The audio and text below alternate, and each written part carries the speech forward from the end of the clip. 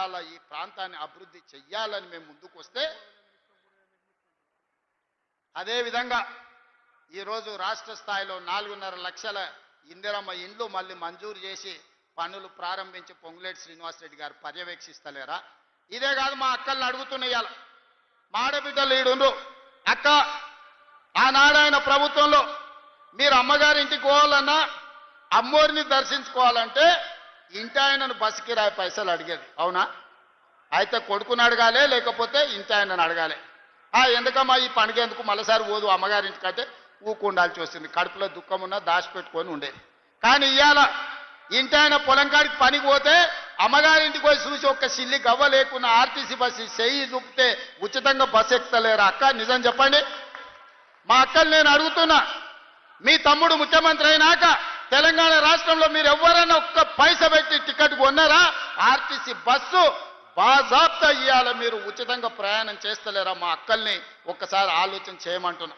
అదేవిధంగా మా సంఘాల సభ్యులకు 21,000 కోట్ల రూపాయల బ్యాంకులో లింకేజ్ ఇచ్చినాం.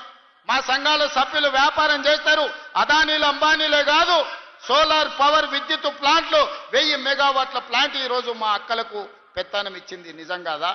ఆర్టీసీ బస్సులో ఉచిత ప్రయాణం కాదు, 600 బస్సులు వాళ్ళకిచ్చి అదే ఆర్టీసీకి కిరాయికి పెట్టి 600 బస్సులకు మా ఆడబిడ్డల్ని యజమానులను చేసింది, నిజం కాదా? ఇవాళ రిలయన్స్తో పోటీ వాడి పెట్రోల్ బంకులు మీరు పెట్టుకొని నిర్వహిస్తున్న మాట నిజం కాదా? ఇందిరా మహిళా శక్తి క్యాంటీన్లు ఈ రోజు రాష్ట్రం నలుమూలలో మీరు ప్రారంభించుకొని చేస్తున్న మాట నిజం కాదా?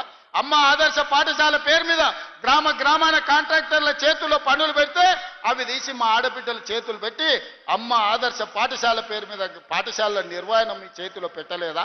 స్కూల్లో పిల్లలు బట్టలు కుట్టేది ఆనాడు పెద్ద పెద్ద కంపెనీలకు ఇస్తే ఈ రోజు మా ఆడబిడ్డలకు ఇచ్చిన మాట వాస్తవం కాదా? ఇవాళ మా అక్కల్ని ఆర్థికంగా నిలదొక్కునేలా చేసి 1 కోటి మంది ఆడబిడ్డల్ని కోటీశ్వరులను చెయ్యాలి. 10 ఏళ్లలో నా లక్ష్యం అదే. నా జీవితంలో 1 కోటి మంది ఆడబిడ్డల్ని కోటీశ్వరులను చేస్తా అని కంకణం కట్టుకొని బయలుదేరి మీకోసం కృషి చేస్తుంటే ఇవాళ మిమ్మల్ని చూసి ఏడుస్తున్నారు. మీ ఒకనాడు ఇంటాయనని బస్సుకి అడిగే మీరు సాయంత్రం బెల్ట్ షాప్కి ఆయన మిమ్మల్ని నగదు అడిగే పరిస్థితి తెచ్చినా లేదా? మా అక్కలు చెప్పాలని నేను అడుగుతున్నా. ఇవాళ పెత్తనం మా ఆడబిడ్డల చేతి ఉంటే పిల్లల చదువులు ఉంటాయి, ఇల్లు బాగుపడుతుందని ఇవాళ మా అక్కల చేతుల్లో పెత్తనం పెట్టిన మాట నిజం కాదా? ఆనాడు అప్పుల్లో ఉండి 1 లక్ష రుణమాఫీ చేస్తాని 10 ఏళ్ళు ముంచి రైతులను ఆగమాగం చేసి వేలాది మంది చచ్చిపోతే సంవత్సరం తిరిగే లోపు లక్ష్మీనరసింహస్వామిగా 25,55,964 మంది రైతులకు 20,617 కోట్ల రూపాయల రైతు రుణమాఫీ చేసి 2 లక్షల రూపాయల వరకు రైతులకు అప్పు విముక్తి కలిగించింది మన ప్రభుత్వం కాదా అని నేను అడుగుతున్నా.